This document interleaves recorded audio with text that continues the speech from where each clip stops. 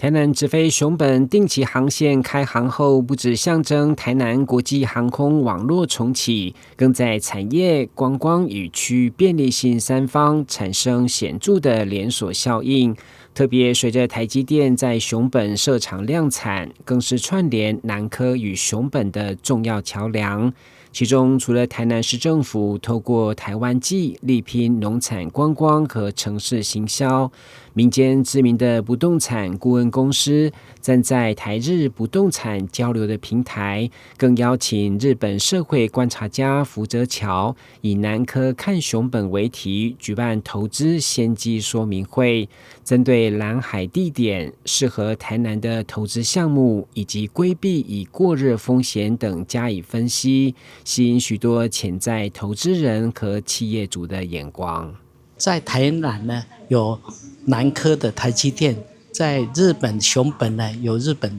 我們的台灣的台積電。所以兩邊呢，未來的交流、商務考察，或者是投資或者觀光呢，我們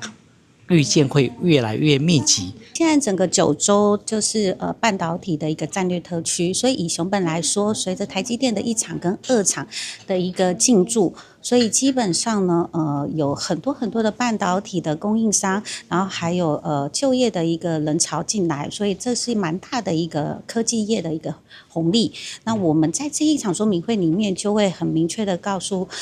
所有的來賓，然後整個不動產的一個變化、環境的變化，甚至說住宅相關開發案等等的一些資訊啊，也期待你們可以踴躍的參加我們就是下半年的一個九州商務的考察團。